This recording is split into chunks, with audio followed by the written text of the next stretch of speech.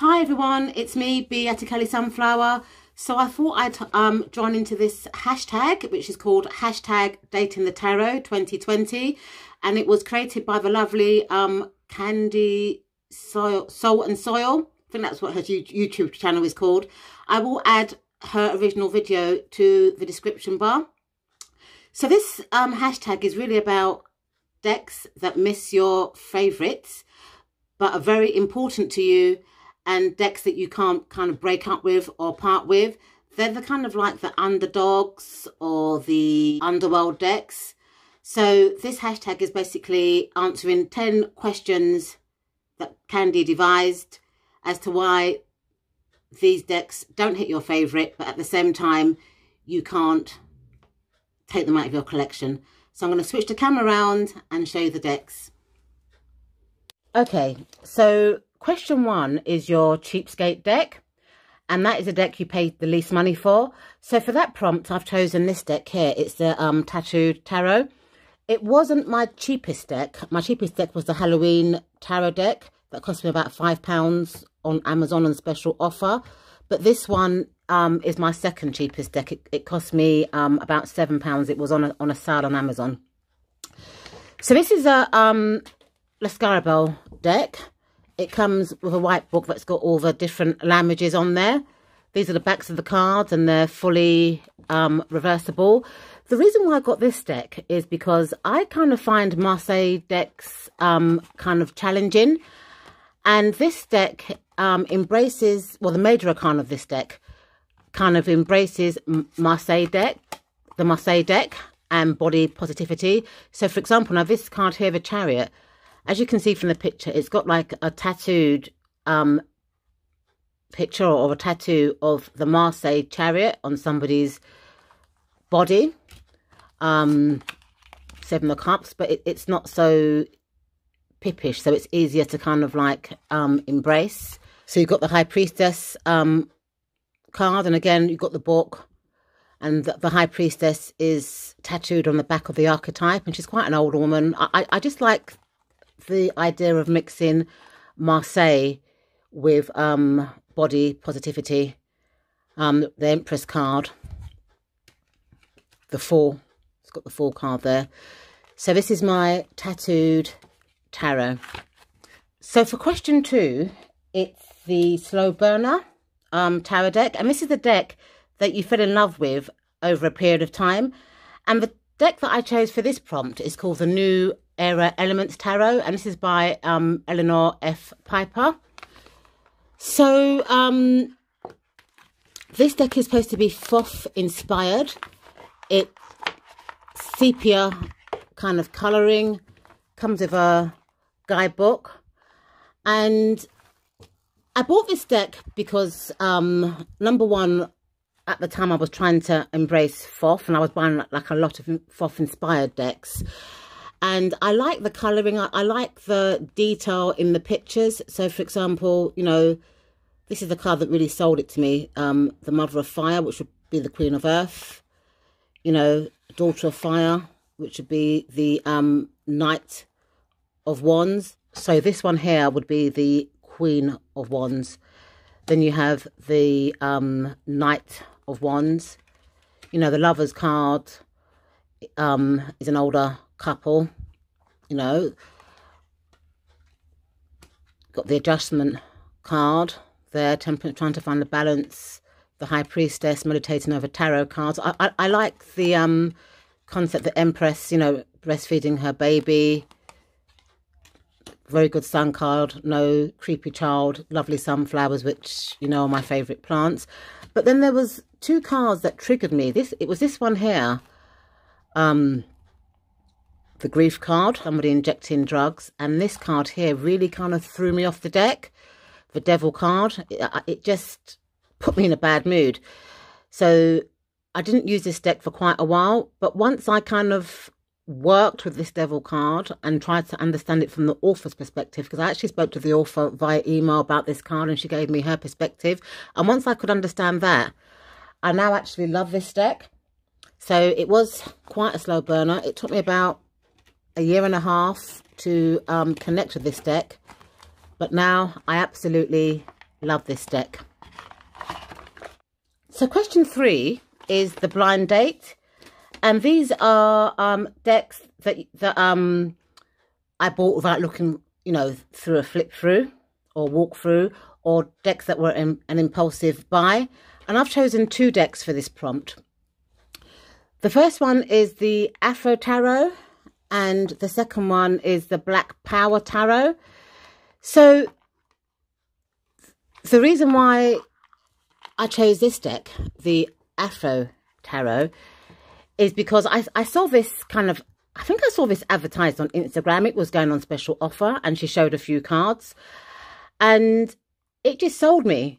I like the fact that the people in these cards look like from East Africa. You know, they look kind of Sudanese, kind of Kenyan look. Because I find that with most melanated decks, and this is only my own personal opinion, I found that they just kind of tend to be either cartoony kind of characters that are kind of just painted brown.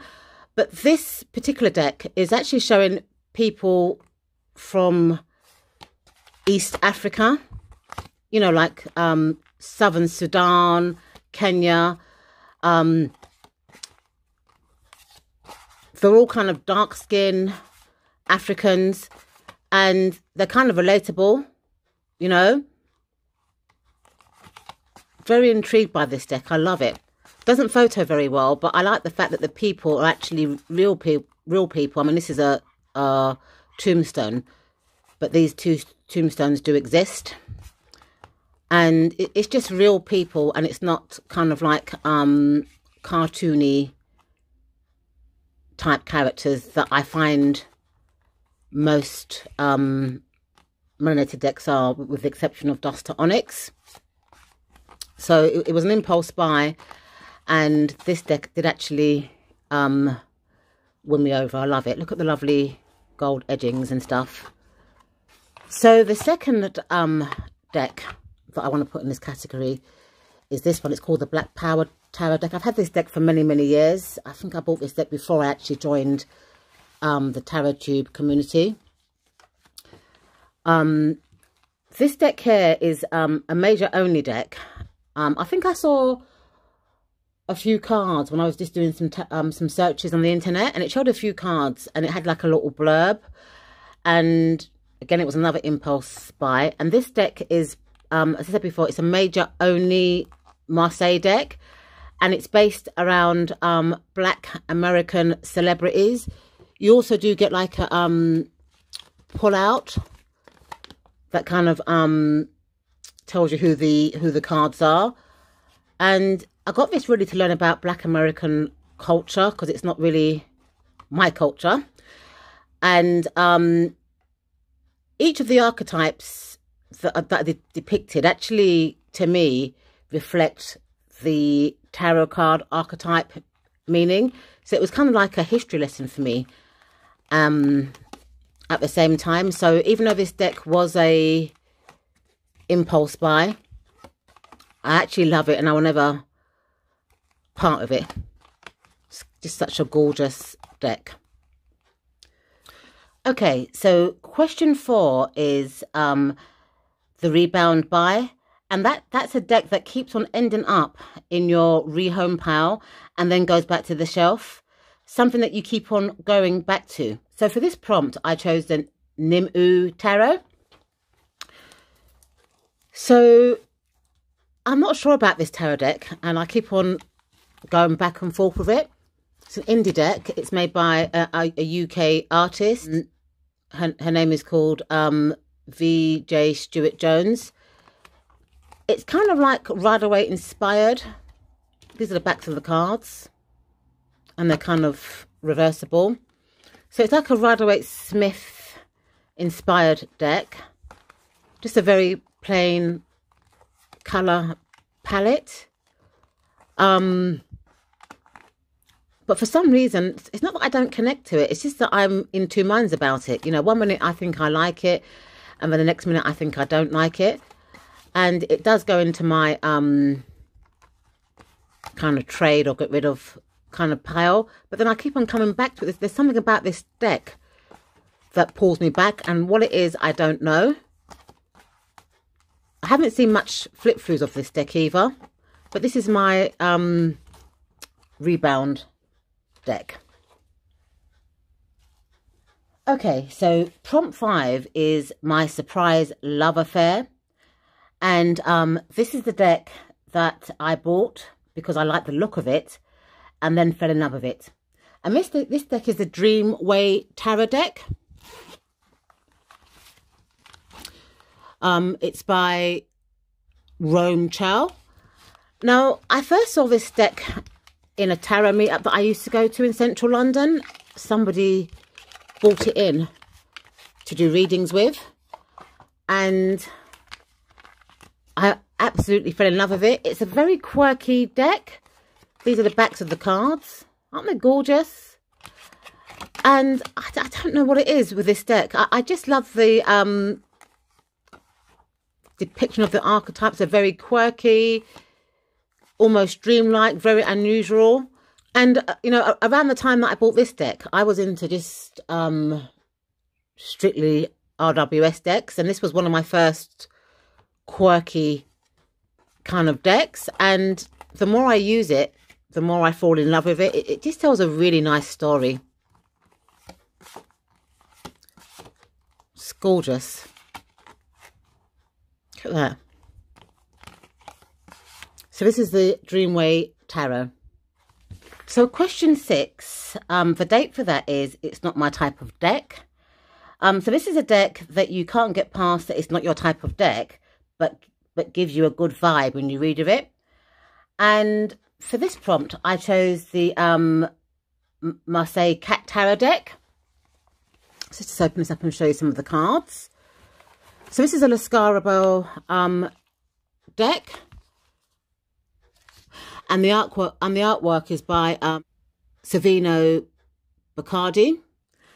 Now, I'm not into Marseille decks. I just find them a challenge to read. Mainly the pip cards. I'm okay with the major only Marseille decks, but the full decks I do find them quite challenging. So this has got cat, you know, like a Marseille cat at the back of the cards, and it's fully reversible. And what I like about this deck, yeah, or what I find intriguing about this deck, is that where you've got the pips, it's got like like a prompt there, like an RWS prompt. You know, so this card here is the 5 of Cups, and it's got someone, you know, like the prompt is a cat that's bent over, and you can see blood coming out the cup. So that to me depicts sorrow. So it kind of, these pips are kind of like easier to read, and obviously being a Leo, I do love my cats, but it's just a purely cat-based deck. So this is a deck that I wouldn't normally buy because it's a Marseille deck, but I just find the pip cards, you know, quite easy to vibe with because they have little prompts there. So this is my Marseille Cat Tarot deck. Okay, so prompt 7 is I May Delete Your Number deck. And this is a deck that you just can't connect with, but for some reason you can't get rid of it. And the deck that I've chosen for this prompt is called the Jolanda Tarot. And it's by Hans Arnold. So I don't understand this deck. I think this is a Thoth inspired deck. Comes with a little white book, and the instructions are in English, Dutch, French and Spanish. I don't usually like borders, but for some reason these lilac borders have drawn me in. It gives you an interesting depiction of the cards. But I don't know, for some reason I just can't connect with this deck. I tend to read it as an oracle deck more than a tarot deck. Can't really connect with it, and at the same time I can't really get rid of it either. So this is my deck that I May Delete Your Number. So I'm going to try and work with it for a little while to see if I can actually read it, because I've had this deck for a few years, and if I can't rid of this deck, this will go into my get rid of pile. So this is the Jolanda Tarot deck. So prompt 8 is my favourite love deck. This is a Marriage at the Altar deck. And the deck that I've chose for this one is the Everyday Enchantment Tarot. This is a deck that will always be in my favourites list, and I will never break up with it. So let me show you a few cards from this deck. I love this deck, you know, and it never seems to be in my favourites, but it is actually one of my favourite decks. Look at the backs of the cards. Aren't they just gorgeous? And they're fully reversible. I think this is one of my very first matte Schiffer decks. But the reason why I like this deck is because, to me, it's based around the multicultural London that I grew up in. It's very kind of 1970s. This card kind of reminds me of when I was in primary school and I'd done my 25 metres. Each of the major arcanas has like a black border, and then the minor arcanas have like blue, red, green, and I think it's yellow to represent each of the elements. So look at this, 7 of Wands. This reminds me of like the green and common protesters in the 1980s. So the swords are purple, not yellow.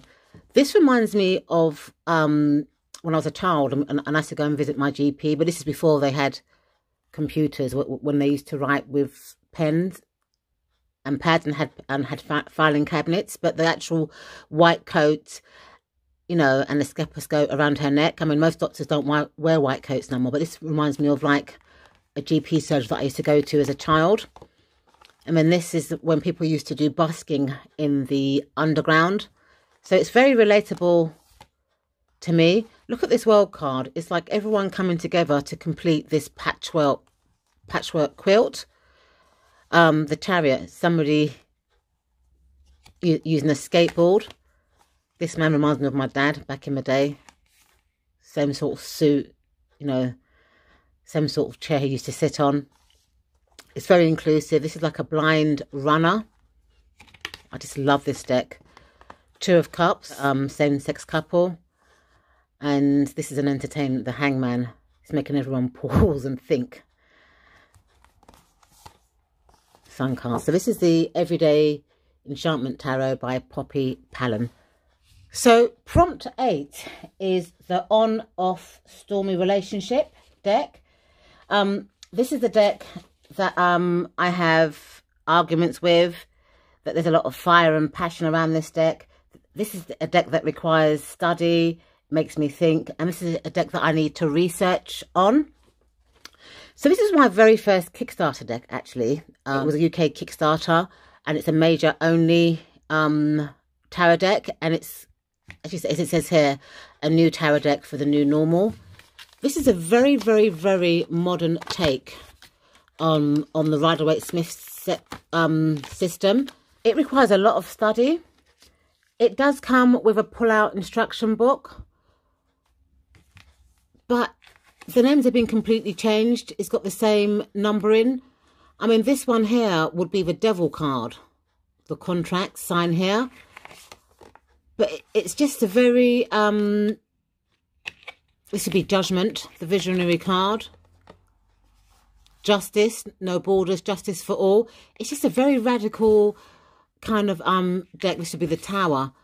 And, you know, it's not a deck that I can read without the instruction book. You know, it takes a lot of work to try and understand this deck. But at the same time, it's something that I quite enjoy. It kind of triggers my brain. So this is the On-Off Stormy Relationship deck. And the final deck is the Friends with Benefit deck. And this is a deck that I'm not committed to work with, but when I do work with it, it gives me fantastic and on-point readings. And the deck that I've chose for this prompt is called the Lucid Tarot. And this deck was created by an Instagrammer called Tarot Mum 13. Her name's called Tania. She's created quite a few decks, but this is, I think, one of her first tarot decks that she created. And it's made out of like magazine, not magazine, I think it's made out of clips from websites that don't have copyright status, and she's made it into a tarot deck. It just reads so well. You know, this is a deck that I will always kind of like come back to. And when I read it, there's no problem with me reading this deck. It gives very precise readings and stuff. But it's not a deck that I pull all the time. But it's just absolutely gorgeous. So Candy, thank you so much for setting up this prompt. As I said earlier, I will add Candy's original video into the description bar. I will also add links to the decks that I've showcased if they're still available. Thank you so much for watching, and I'll see you in my next video. Bye for now.